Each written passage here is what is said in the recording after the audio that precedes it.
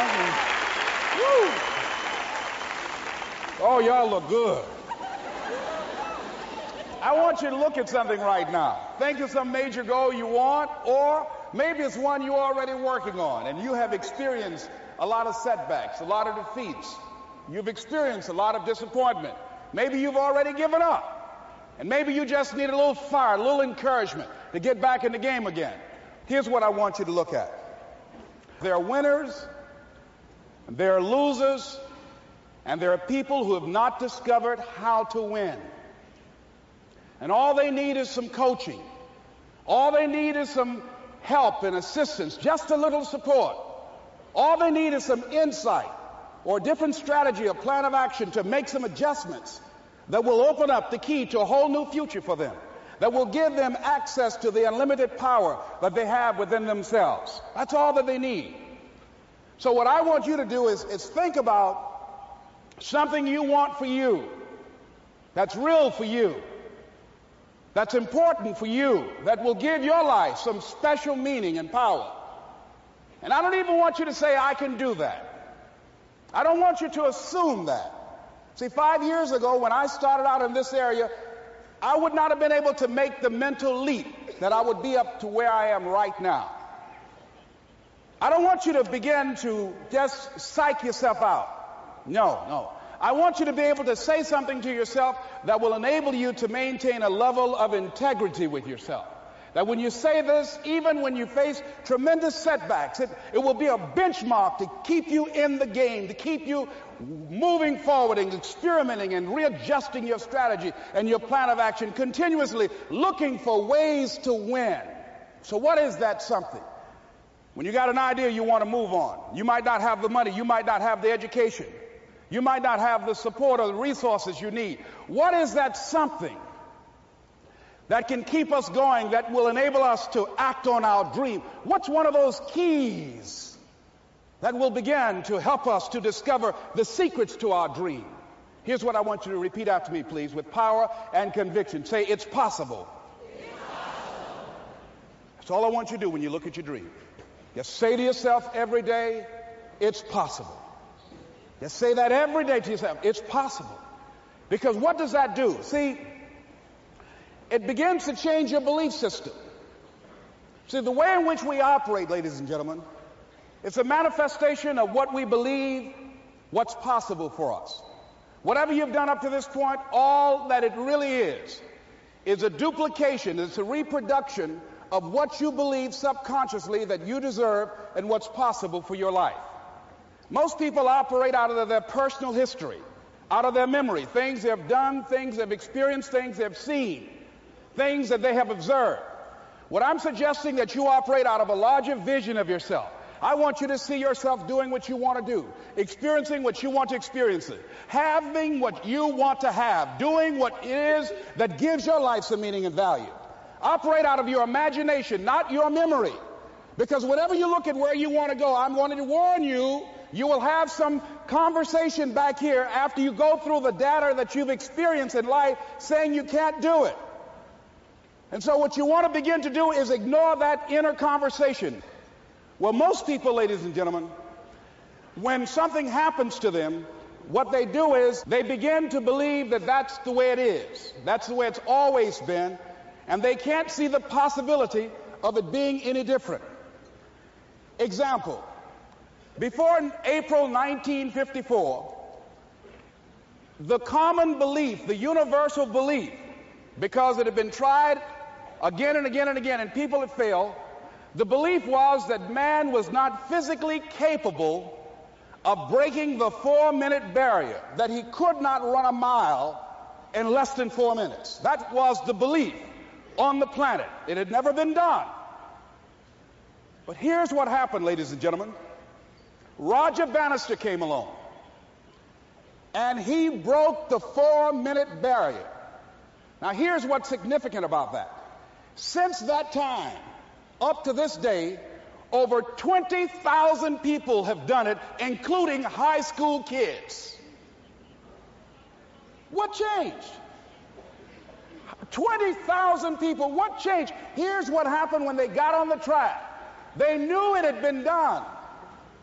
And because they knew it had been done, there was a new belief about this barrier, about this goal that was unreachable.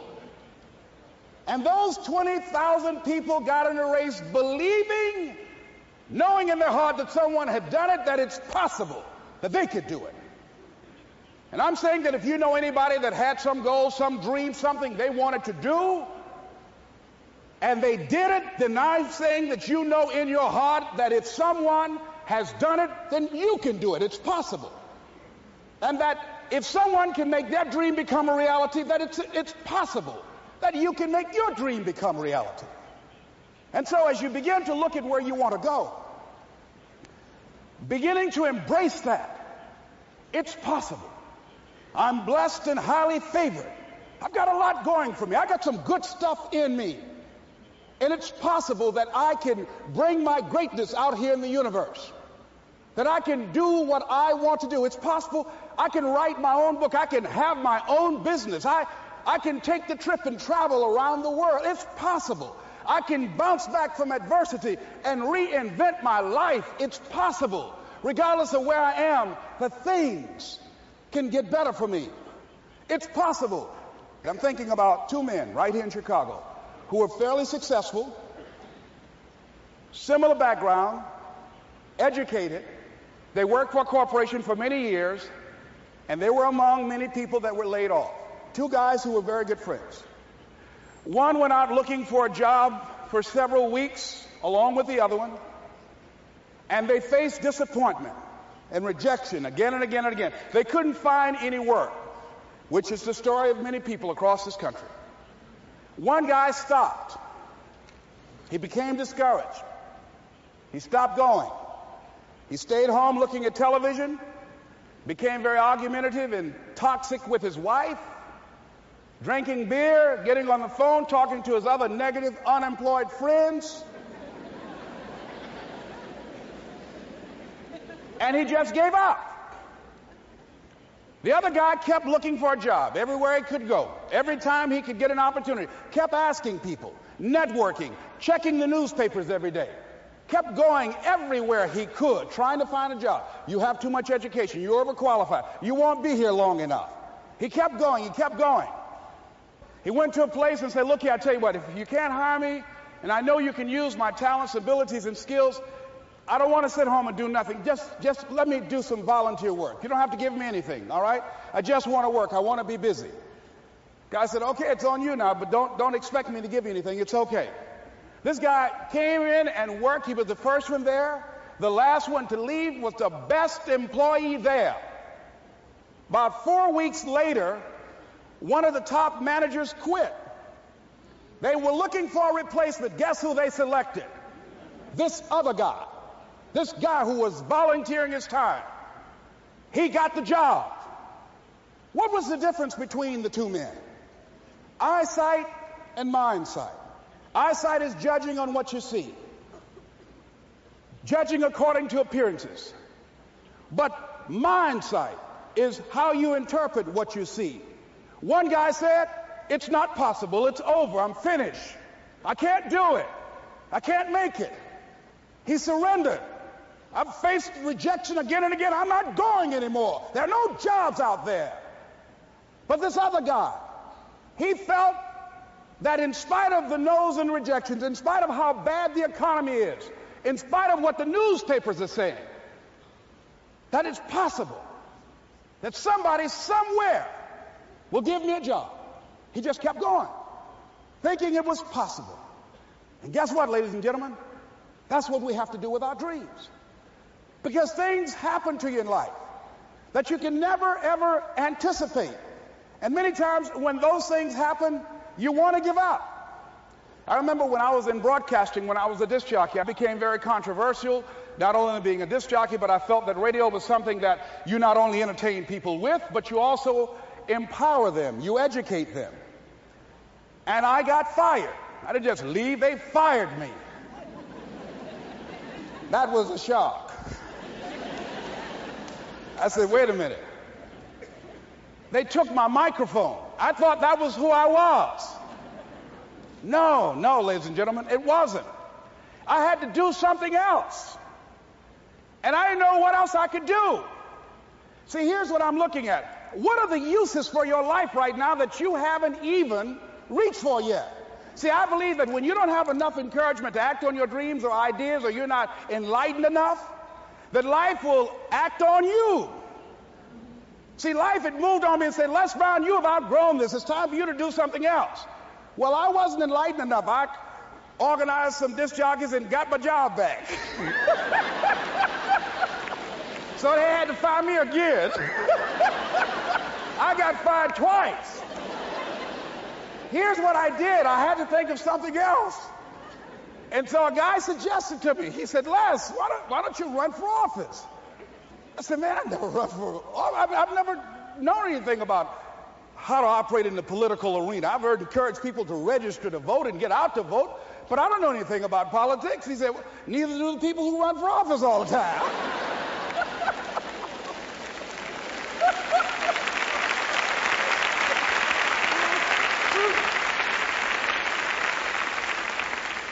So I ran. Now here's what I'm suggesting. I ran.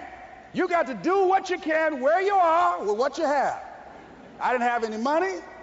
I didn't know anything about the political process. I didn't even have any support.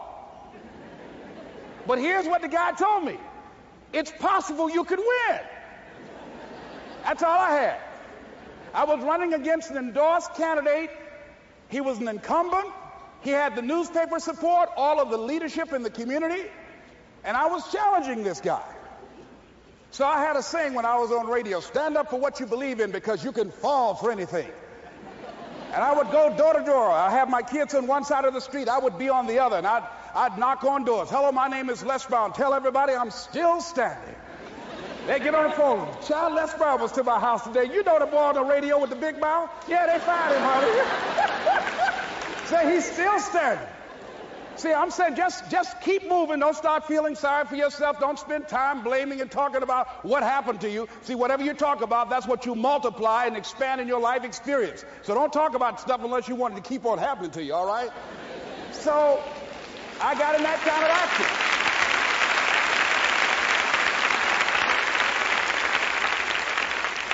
As I continue to do that, had my children with me, were going door to door, didn't have enough money. Eventually, we got close to the election and something happened that really surprised me. Guys who I thought were going to either support me or stay out of it, various powerful community leaders, they became involved in it and they endorsed my opponent. I felt devastated. Now, that's going to happen to you when you're working on your dream. Things are going to happen that's going to catch you on the blind side. That was shocking to me. They didn't have to do that. All they had to do was just stay out of it. But here they go, come up in there messing with me. Now that's going to happen. There's some people who believe it's their personal business to stop you from living your dream, all right?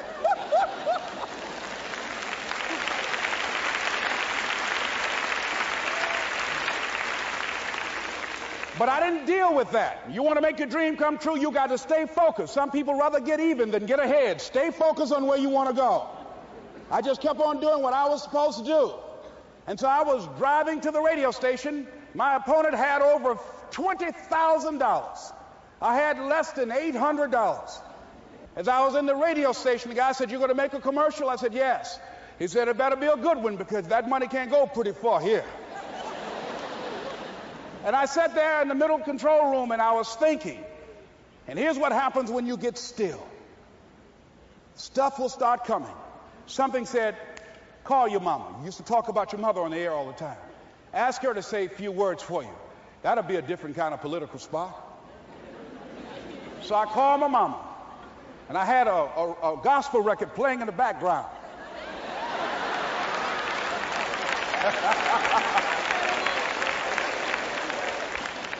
And then I had my mother say, "Hello, this is Mrs. Mamie Brown.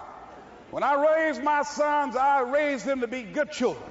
When they got out of hand, I beat their behind and made them go right. Please vote for my son. He's a good boy."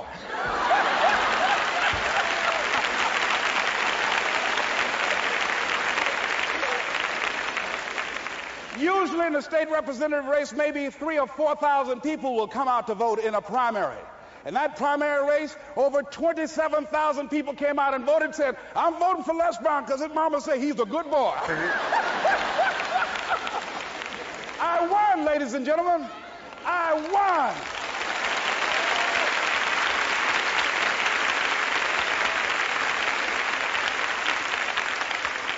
So you've got to be willing to stay focused, to be creative, to be relentless, because things are going to happen to you when you're working on your dream, when you get on track. I remember when I first got involved in speaking, one of the main things that speakers like to do is speak to a certain association that they have over 10,000 of their sales reps that come to this convention. And I was relentless. I kept saying, it's possible. It's possible. See, what I want to let you know and set you up for, because you say it's possible, don't mean that you're not going to have any problems. That Murphy's Law ain't going to come and slap you side the head. Old Murphy going to come visit you. He's waiting for some of y'all out in the parking lot. Oh, you say it's possible. Okay, it's possible. You better get up. Well, I was working. I kept saying it's possible. They got other speakers on this program. I can be on that program too. I kept selling myself. I got all fired up. And I was calling them every day. And the lady finally said, Mr. Brown, I tell you what, we want you to come in and talk to our sales executives. You got the kind of fire and guts that they want, that will motivate them. And let me tell you something else. We want you to bring your motivational tapes. You're going to need at least $50,000 worth of tapes. I said, is that right? Yes, because they want to keep that drive alive. I said, all right. I called the guy who duplicates my tapes. I said, Don, how you doing? This is Les. Let me tell you, I got a major speaking engagement. I said, man, it's a speaker's dream. I need over $50,000 worth of product. He said, Les, you don't have that kind of credit. I said, I know, but Don, I can sell that. Just right after speaking engagement, I'll give you your money in 4 days. He said, are you sure, Les? I said, yes, man, I got a major speaking engagement, and they told me to do it. He said, man, that's a big order. Let me talk with the lady with you. I said, hold on just a minute, man. Call the lady back. Hello, Evelyn, how you doing? This is Les Brown. I got Don on the phone. What did you say? Do I have the speaking engagement? Yes, you do. And what else you suggest? Les, our people, they buy a lot of tapes. Your tapes are very popular among them. I'm saying bring at least $50,000 worth of tapes, Les. You'll sell everything you got and more. I said, did you hear that, Don? He said, yes. I said, now, if anybody else has to make a decision, are you the final person? She said, I'm the final person. I will send you the contract. I want you. I said, you hear that, Don? He said, yes. I said, oh, ye of little faith. I said, duplicate the tapes, man. Hung the phone up. Well, he duplicated the tapes. 1 week came by. I'm checking the mail every day. No contract. I said, come on, Murphy, don't start nothing, man. Come on. Come on, man, give me a break. Come on, you know, this ain't fair. Come on, man. Give your boy a break. Come on. I talked to myself, you know. I didn't want to call him right then. 2 weeks passed by. Murphy said, don't you think you ought to call him? I said, okay. I called. I said, hello, this is Les Brown calling. How you doing, Les? I said, fine. I said, Evelyn hasn't sent my contract out yet. Any additional information you need? So, Les, you haven't heard? I said, no. I said, Evelyn died. I said, she died? I said, did she say anything about me?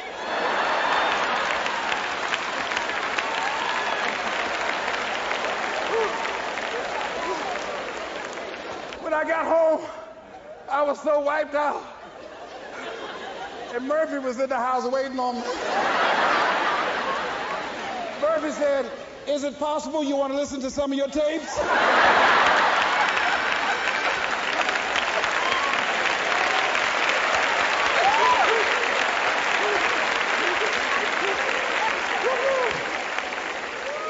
But ladies and gentlemen, here's what I had to do. I had to begin to focus on what was the solution. That this was not the only place that I'll be able to sell those products. And as I began to challenge myself and got some help and support and some other input, I eventually did. It took longer, but it was challenging. But I did it. Repeat after me, please. No matter how bad it is, or how bad it gets, I'm going to make it. I'm going to make it. Shake somebody's hand on your right and left and say, you got that right.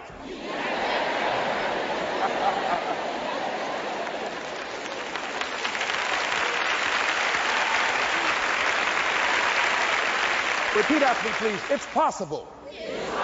I can have my dream. I can get what I want. I must be creative and never give up.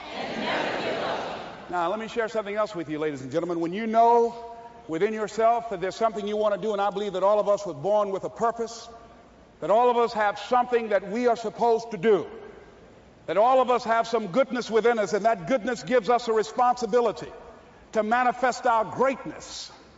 And when you know that, you can feel it in your guts, and you know that you're deliberately operating below your potential. You've gotten comfortable. You stop expanding, you stop stretching, you stop challenging yourself. Let me share something else with you. Not only is it possible for you to have your dream, but it's necessary. It's necessary that you have it, that you work on it, that you develop yourself, that you go for what is yours in the universe. I have a friend that at the beginning of the year I was in Los Angeles giving a speech, and I do a seminar teaching people how to become involved in the speaking business, and also one called Speaking with Power, teaching people how to begin to develop their communication skills. And this friend, I said, I want you to work with me. I called her up. She said, Les, are you sure I can do it? Sure you can. You have a PhD in communications. I don't have that. If I can do it, sure you can do it. In fact, I'm going to give you the support that you need. Here's what I realize, ladies and gentlemen. We only have enough energy to take us to a certain level, but it's necessary that we assemble ourselves with other people who share our vision, other people that can see it for us, to give ourselves a home court advantage.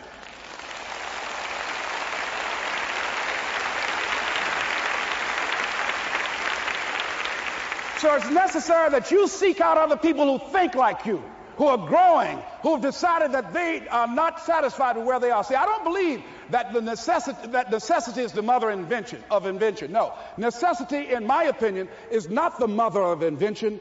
Refusing to accept things the way that they are is the mother of invention.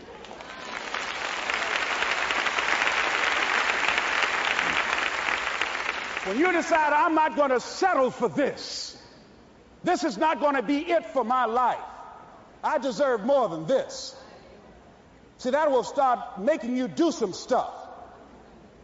See, a lot of people go to work every day miserable, and all they do is just talk about how miserable they are. But they don't do anything about it. So I was telling her that I knew she hated her job with a passion. I said, you can do this. You got more going for you than I have going for me. And we've been going through this for years, ladies and gentlemen. She'd been to my seminar speaking for a living. She brought her husband, and that was one of the major problems that I realized that happened in her life. He couldn't see it for her. So you got to make sure that you have people in your life that can see it for you, that will encourage you. Non-affirming relationships can hurt you.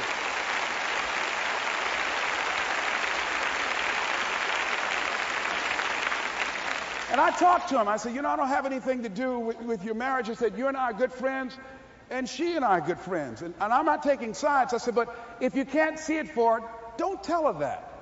Just give her some support. What if you're wrong? It's possible, man, that if I'm doing it, she can do it. Well, you're different. How are you going to tell me that? You've seen her speak. She's got great speaking skills. Don't underestimate her. You don't know. You got a great woman here. But you see, people who can't see it for themselves can't see it for you. He was happy.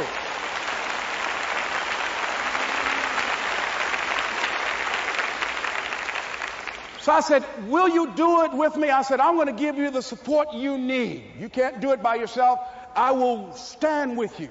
She said, you will? I said, yes. I'm going to make you a part of my seminar. You'll do a part of it, and I'll do a part of it. Speaking with Power. She said, okay. 3 days later, ladies and gentlemen, I got an emergency call at my office. It was from her husband. He called and said, tell Les Brown that Marion is dead. I said, oh no.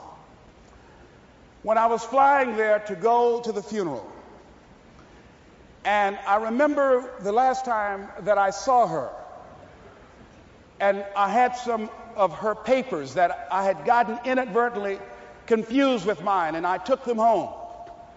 And I was searching through these papers to do one of her works. She was a prolific writer.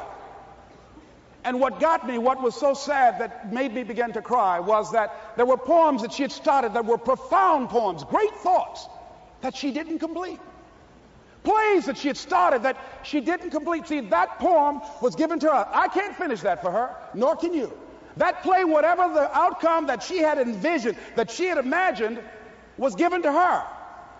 Only her. And she's the channel that was going to come through. You are here, and you are the vessel, you are the outlet for the universe. That you've been selected. There's something for you to do. I believe all of us have some purpose for being here. And as I was going to the funeral, and I was reading a newspaper that said that millions of people are dying because of what they're eating, talking about their diet. And I'm sure that it was Marion talking to me, whispering, saying, Les, the next time you speak, say that even more are dying because of what's eating them.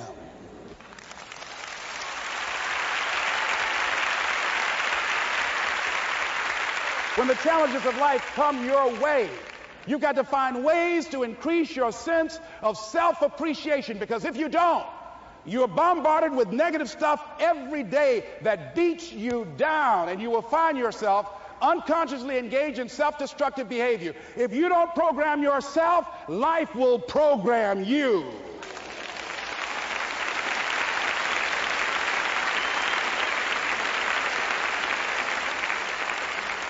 So you want to have an agenda for your life. It's necessary that you have some direction for your life. A friend at the National Speakers Convention gave us a presentation, and it really struck me. He was talking about when he was traveling across Europe, Warren Gresham, and he said at different points, soldiers would wake them up on their journey and ask them the question. And I posed this to you. The question was, where have you been? Why are you here? And where are you going?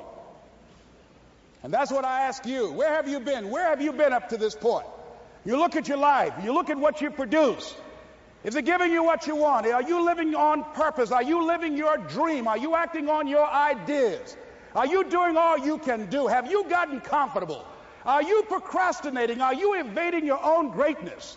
Are you surrounding yourself with people that can nourish you? Are you challenging yourself? Are you experimenting? Are you learning something different? Is your life an adventure, or is it boring? Where have you been?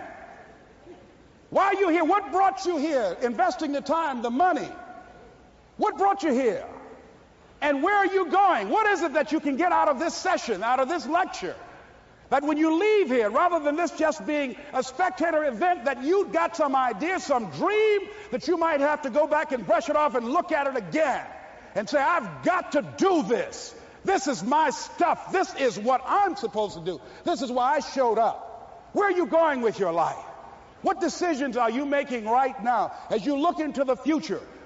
Are you experimenting to find out what other talents and abilities that you have? See, we're in a time right now. The day is gone where you could just go to college and get out and get a job and work 30 or 40 years with job security and retire with a gold watch. The gold watch days are gone. Brand new day. Party's over. So now you have got to be multi-talented and multi-skilled.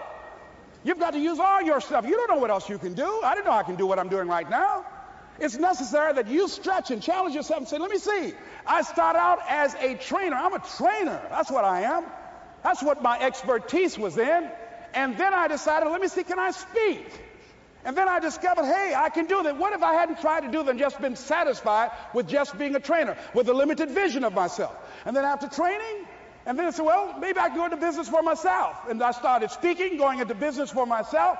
Well, maybe I could train other speakers and teach them how to go into business for themselves. See, you want to have a backup plan. You want to have other strategies for yourself. In case this doesn't work out, you got something else going over here. You don't want to ever put yourself in a situation where you have a limited vision and you're only using a limited amount of your talents, of your skills, and of your abilities. And I'm saying to you, it's possible you've got some talents, some ideas in you, your ability to do some stuff that you haven't even discovered yet. And I'm suggesting that it's necessary that you get outside of your comfort zone. It's necessary that you develop some new relationships where you can learn from people. It's necessary that you do reading, that you do research. It's necessary, if you're already involved in some business, that you don't be satisfied with where you are. If you want to make it today, it's necessary for you to constantly look at ways of getting better. Not only is it possible for you to have your dream, and it's necessary for you to challenge yourself to go after it and get better and leverage relationships that can help you get to where you want to go, but it's you. The major key to your reaching your dream, your living up to your greatness, your making your contribution is you. If the economy is good, fantastic. If the banks are loaning money, that's great. If people are positive, that's great. You don't have any opposition, that's great. But the major key to your making things happen in your life is you. When I wanted to get on public television, you know, they told me, you can't do that. So wait a minute, I've seen these other people on. It's possible I can get on. Leo Biscaya, John Bradshaw, it's possible. Wait a minute, excuse me, hold time out. Let's be realistic. Come on, be logical. I said, well, wait a minute, why can't I do it? Well, let's look here. Think about guys who have credentials, all kind of credentials. You don't have any college training. They're not going to put you on television. Give me a break. I said, thank you for that. God love you, and I'm trying. And went on about my business. You hear me? Let me tell you something. What people think about you and the possibilities for your dream is none of your business. That's their business.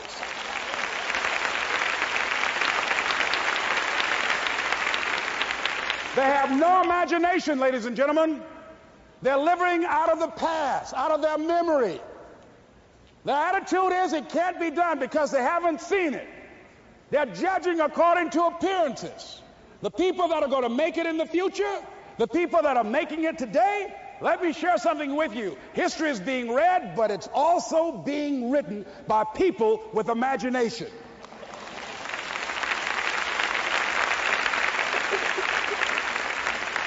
So I went to the next mode, necessary to start talking to people and seeking and asking for what I wanted and leveraging relationships and trying to find out how do the people do it that went ahead of me? How do they do it?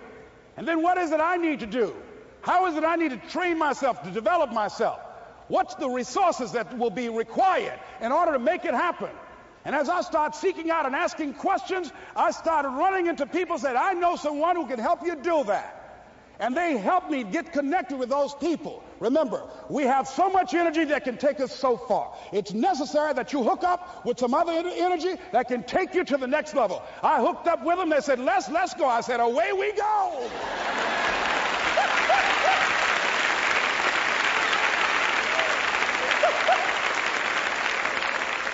And guess what? Here we are. I love it. You want your stuff? It's necessary you take responsibility for it, that you make it happen, that you don't give up, that you don't take any objection or disappointment or defeats personally, that you keep on keeping on, that you don't decide that I can't make it because you can't see the light at the end of the tunnel, that you realize that's a part of the program. And here's something you've got to resolve. Say this to yourself every day. See, as long as you're breathing, you got a shot at your dream. That's the way I resolve. Say this, please. It's not over until I win. You got that right.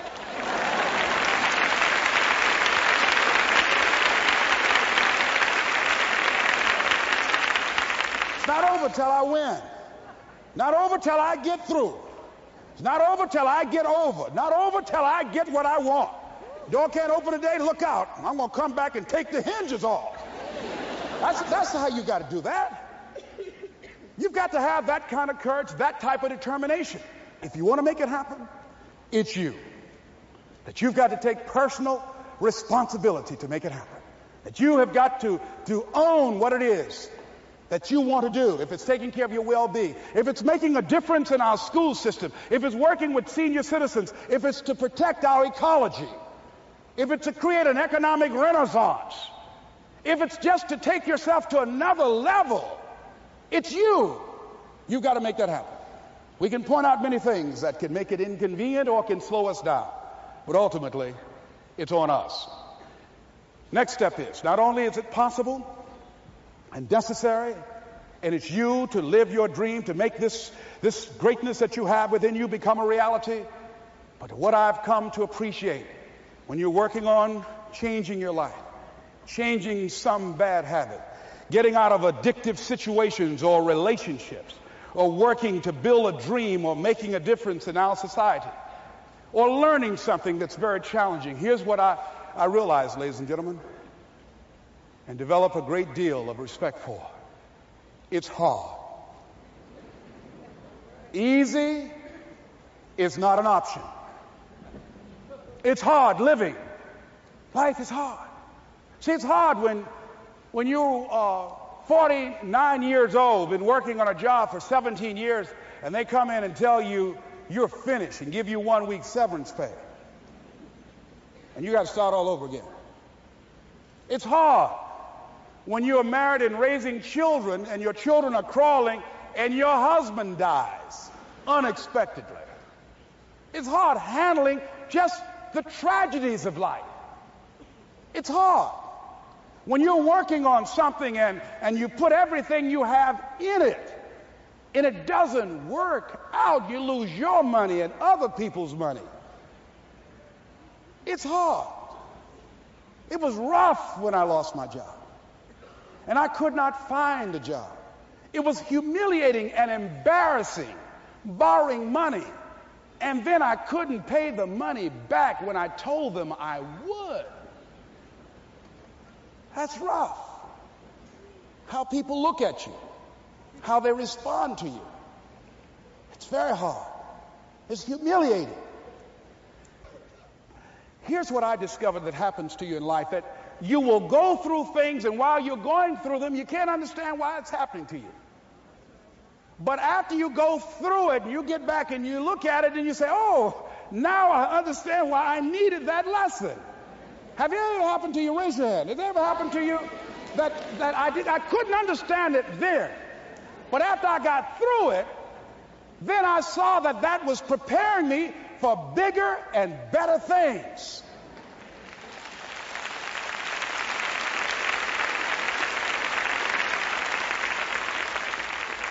That as you go through the challenges of life and you look at it and embrace whatever comes to you, don't run from it.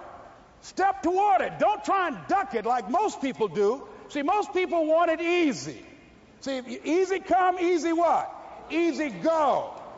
See, but when you go at what you're going to deal with and you deal with the difficulties of it, when you handle those hard things close at hand, making those hard decisions right now that you don't want to make, learning those things that you don't like to do, but you know that in order for you to get where you want to go, this is one of the hoops that you have to flip through.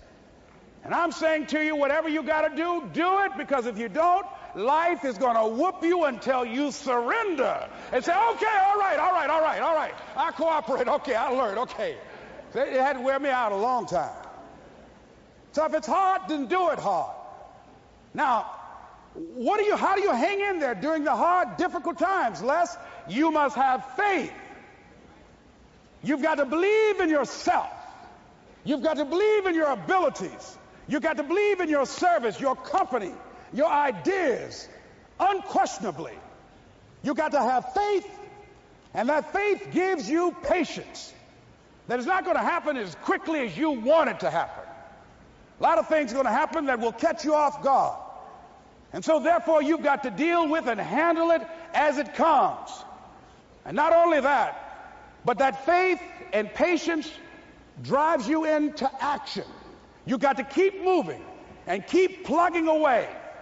In the Far East, they have something that's called the Chinese bamboo tree. The Chinese bamboo tree takes 5 years to grow.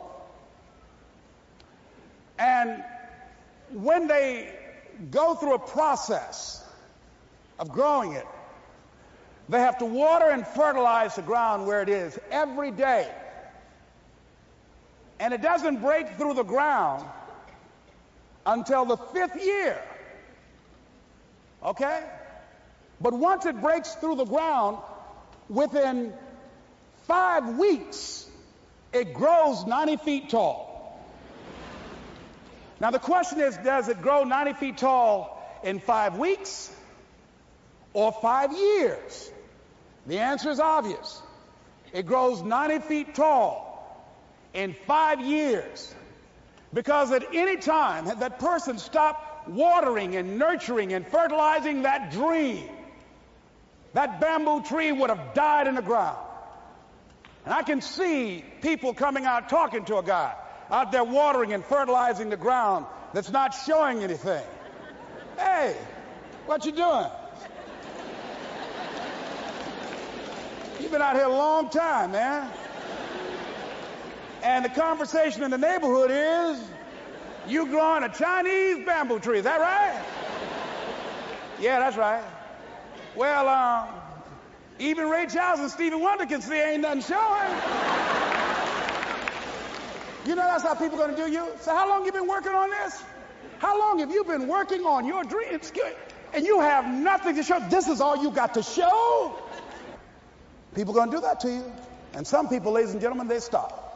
Because they don't see instant results. It doesn't happen quickly. They stop. Oh, no. You got to keep on watering your dream. And when it began to happen, they stopped laughing. They said, look. Whoa, look here. Look how. Hey, man, you know, I know you could do it. Look here, you got a job here?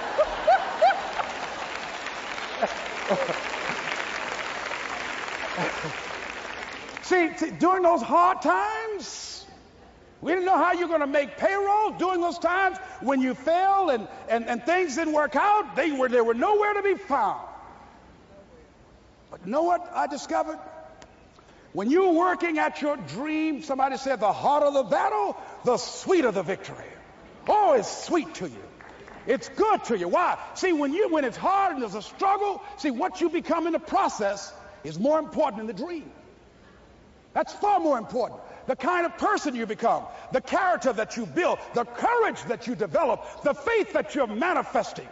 Oh, it's something that you get up in the morning, you look yourself in the mirror, you're a different kind of person. You walk with a different kind of spirit.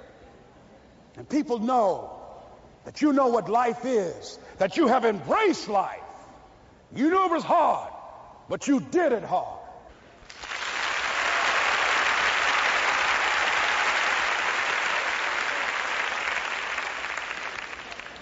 Now that takes us to the next level. If it's hard, why do people do it? You ask people who do things. Why do they go it? People who climb mountains just for the sake of it. Nobody paying them to do it. Just do it. Somebody said, I'm going to run around the world. He said, well, why would somebody want to do that?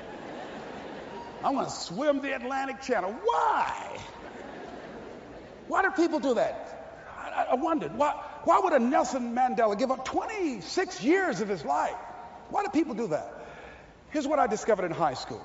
High school, I decided I wanted to go out for football. Never forget this. And I discovered why people do things. You know why, ladies and gentlemen? Even though it's hard, it's worth it. It's worth it. See, one day we had Coach Alkin Hepburn had this plaque down there. And this wood on the floor, on the ground. He said, Brown, come over here. Had my suit on. I said, yes, sir. He said, I'm going to have old Larry Littles down there. Old big Larry. Yes, sir. Big, fat, sorry Larry. Yes, sir. Brown, I want you to get down bull neck. Yes, sir. He said, I want you running Larry. I want you to put your helmet right in his pit, right up in his chest, and knock him off that board. You hear me, Brown? You can do that. Yes, sir. Can you do that? Yes, sir. I said, hubba, hubba. I said, hubba, hubba.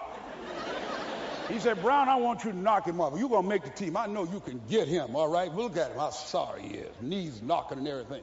I said, yes, sir. Then he went down to Larry. Larry Littles, who played 12 years for the Miami Dolphins, all pro for 12 years. This is a bad, big dude. 250 pounds, strength, agile, and all muscle. He said, Larry, he said, man, you know Brown down there. He's down there talking about your mom and everything. He talked about how fat and sorry you are. And how he's going to knock you off this board. Larry now spitting fire and growling and foaming at the mouth. And I'm looking at Larry saying, oh, hubba, hubba. He said, look at that fool down there growling. He told me he's going to scare you, that you're going to leave. Are you going to leave? No, coach, I ain't going to leave. Go down there and knock him out the park. Boy, coach got back. He winked at me. Go get him, Brown. I went hard. I ran into Larry with my helmet. Larry said, boom. I don't know where I landed. When they woke me up, I said, can y'all take this helmet off me for a minute? I said, y'all got any more positions out here? They said, like where? I said, don't y'all need an announcer? They said, Brian, where you going? I was crying. They said, man, some girls over there. I said, I don't care, man, I'm hurt. Said, that fool almost killed me, man. He said, Brian, you quit, man? I said, yeah. I said, what? I said, it ain't worth it, man. No, it ain't worth it. Y'all go ahead. Y'all crazy. I'll be your announcer, man. I was calling the games. I was up there in the booth. Call good games, too, because the pain wasn't worth it to me. And I'm saying to you, you know why people do what they do? The people who go after their stuff, what makes it worth it? It's got to be your passion. You got to love it, ladies and gentlemen. You got to love it. It's got to be what you are supposed to do. You want to sing, and even though they want to invite you to Carnegie Hall, you're going to sing to anybody that listen to you, including singing to yourself. I used to talk to my plants when nobody else would listen to me. You got to write, even if no one published your book, write, because that was given to you to do. You do what it is you're supposed to. You're supposed to build something. You're supposed to create something. I don't know how to do it. Learn. Do whatever is required. Just go out there. It's possible you can get what you want. It's necessary. If you want it, you got to go into action. You got to be willing to experiment. You got to be willing to fail and to succeed. You got to be willing to form and to develop new relationships. It's you. It's on you. You got to make that happen. Nobody's going to bring it to you on a silver platter and say, here's your dream manifested. No, it's hard. Yes, it's hard. It's difficult. Yes, right. And it's worth it.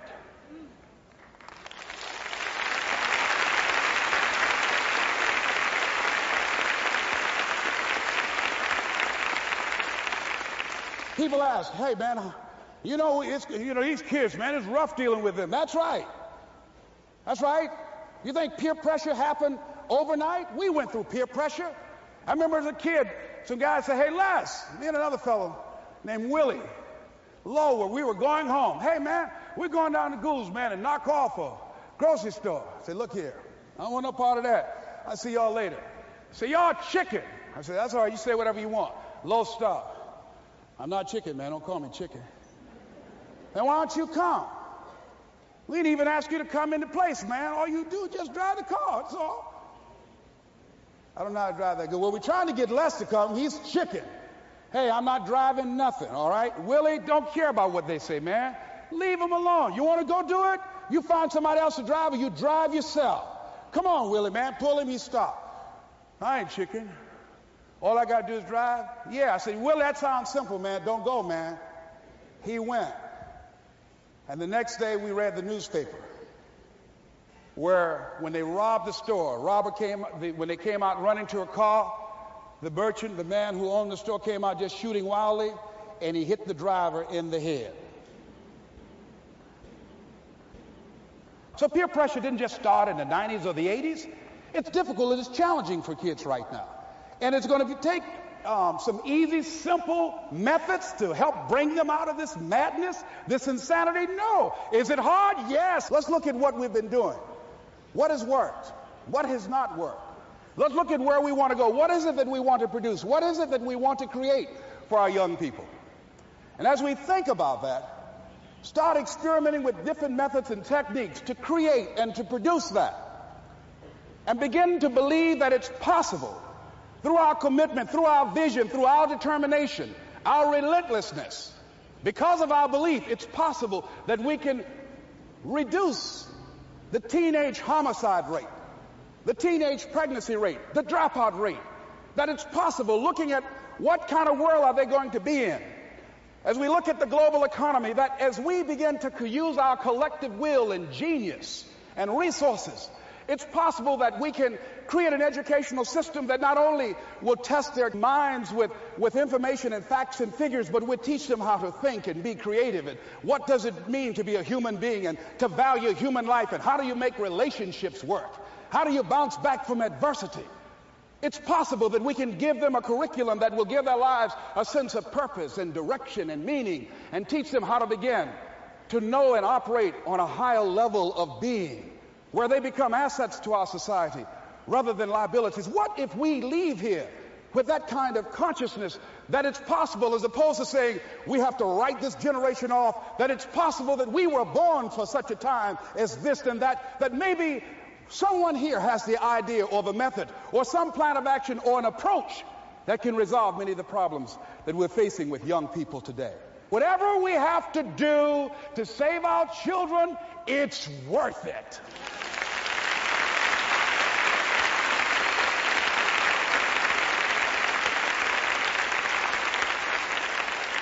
And so that brings me to the final step, that it's necessary for us to begin to look at the future and know that it's possible that we can have our dream. Yes, it is. Other people have done it, then we can do it. We fail a lot of times. Well, a lot of other folks fail, and eventually they came back and they succeeded. So it's possible we can have what we want. And we know that we want to get it. It's necessary that we align ourselves with people that think like we do. It's necessary we get negative, do-nothing people out of our lives. It's necessary we never stop learning and growing and developing ourselves. It's necessary that we never give up. We know that it's you, it's me. It's being responsible for our stuff and deciding that we're going to keep on keeping on, that we're going to find a way to win or find a way to make it happen. And we know it's hard. It's not going to be a picnic. Yes, it's hard, and we will do it hard. And once we do it hard and we go through it, we realize it was worth it. And once you discover it was worth it, it is done. It's done.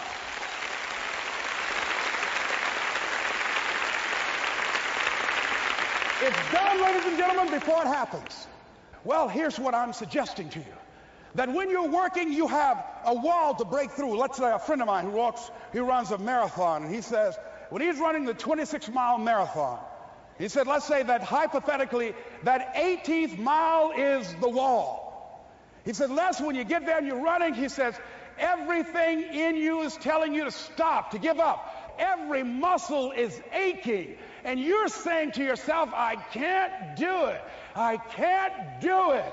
And you just keep on, and you keep on, and you keep on. It seems like you're moving at slow motion. And then eventually when you break through that 18-mile wall, then you know it's like done, and you're on automatic, and you glide on in. And you know it's there. You know you're going to get to the finish line. And we've all had experiences where we were working on something, and we knew it was possible. And we did those things that were necessary to bring it into reality. We took the responsibility to make it happen. Other people couldn't see it. A lot of people didn't believe it. You were attacked. You were criticized. People were opposing you, but you kept on doing it. It was hard. It was rough. It was difficult. But to you, it was worth it. And eventually you got to a level you know, can nothing stop me now. I'm on the move. I'm on the move.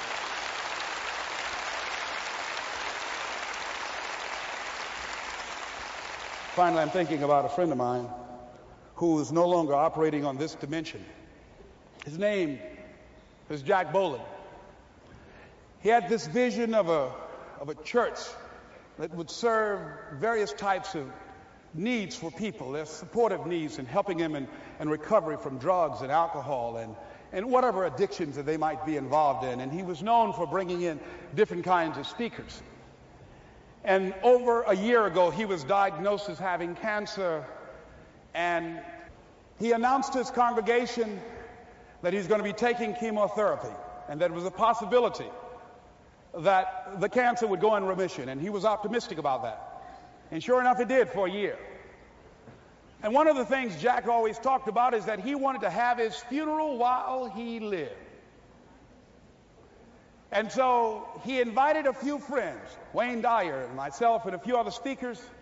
He didn't tell us why we were there, but once we gathered there, the church, they told us in the room that Jack is going to announce to the congregation, he's bringing his doctor up. The doctor is going to say that we felt we could keep it in remission. It's out of remission, and he doesn't have much time left.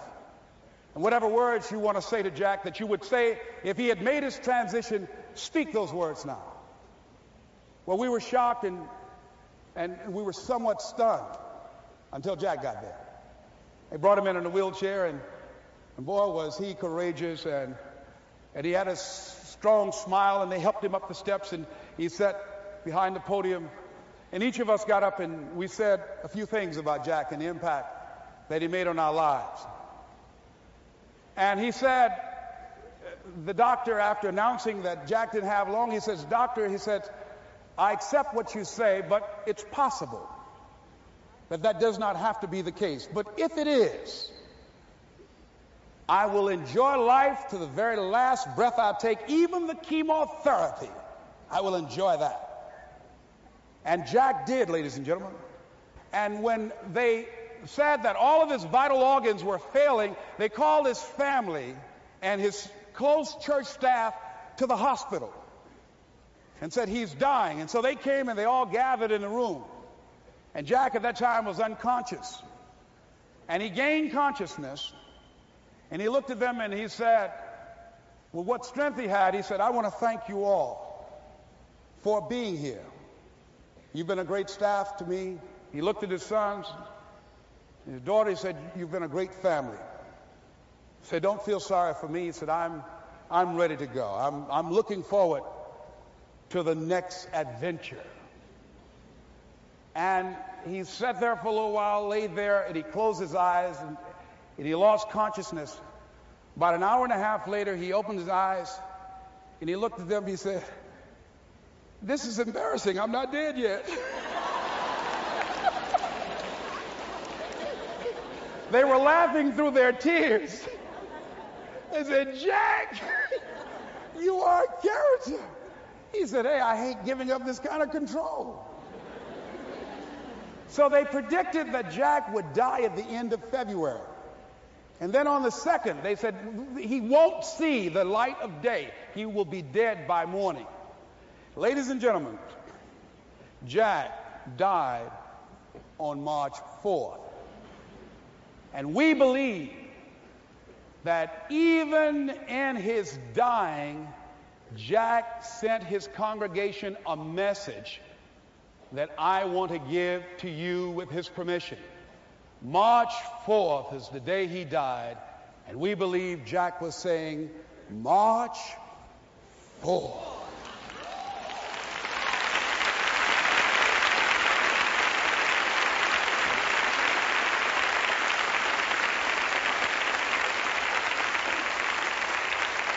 So I say, as you look into the future, while other people are giving up, feeling like victims, feeling powerless, becoming negative, turning on each other rather than to each other, feeling that they can't make it, be ye not conformed to this world, but be ye transformed by the renewing of your mind, with the mindset of that it's possible that we can save this generation.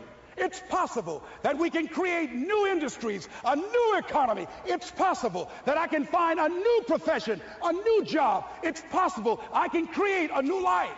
And it's necessary that I become actively involved in becoming a positive force in my life and on the planet.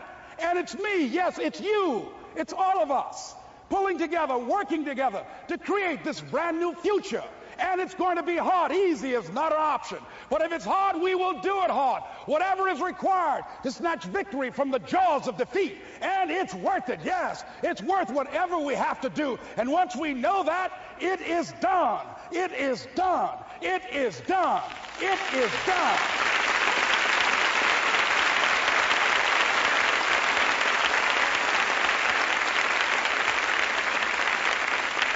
So I say to you, whatever your dreams are, whatever you want to do, in the spirit of Jack, March 4th.